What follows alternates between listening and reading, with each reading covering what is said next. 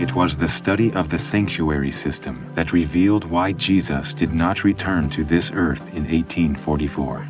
The prophetic time period of William Miller and his co-workers was correct, but they misunderstood what would happen at the end of the 2300 years. Christ did not come to this earth to rescue his people and destroy the wicked like they thought he would. Christ entered the most holy place of the temple of God in heaven, just as the earthly sanctuary pattern foretold. In vision, the prophet Daniel saw one like the Son of Man came with the clouds of heaven.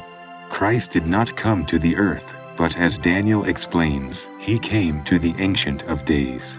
At the end of the 2300 years, Christ entered the most holy place of the heavenly sanctuary, into the presence of God the Father. Evil is consumed in the presence of God. The second coming of Jesus will be a terrible event. The final atoning work of the gospel is the work which Christ is now completing to prepare us for his coming. But who may abide the day of his coming, and who shall stand when he appears? For he is like a refiner's fire, and like fuller's soap, and he shall sit as a refiner and purifier of silver. And he shall purify the sons of Levi, and purge them as gold and silver, that they may offer to the Lord an offering in righteousness. The time is coming when Christ will finish his work as intercessor in the sanctuary above. At that time there will be no mediator between God and man. We must allow Jesus to prepare us for that time. We must allow Christ to cleanse our lives that we may stand faultless before God at his coming. By God's grace working through our consecrated effort, we must be victorious in the battle against evil. The judgment is now taking place in heaven, and God is searching the lives of his people. The sins of those who have truly repented are being removed from the sanctuary. At this time we are to be purified by the removal of sin from our lives.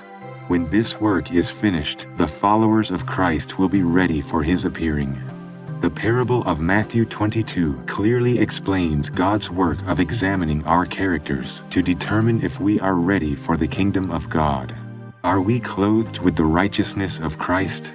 This work of examination, of judgment, is the final work in the sanctuary above. Probation will not close until after God has finished judging the lives of all who have ever professed to follow Christ. After that time, the door of mercy will close. Those who understand the final atoning work of Christ, and by faith enter into this experience with him, these will receive the benefits of the atonement. In the earthly sanctuary, when the high priest went into the most holy place, all the people of Israel were to gather around the sanctuary. It was a serious event. The people of God were to humble themselves before God so they could be forgiven of their sins. If they failed to do this, they would be cut off from the people of God. But that was only the symbolic Day of Atonement. Since 1844, we have been living in the real time of the final atonement. Isn't it even more needful for us today to understand the work that Jesus our high priest is now doing in the sanctuary above?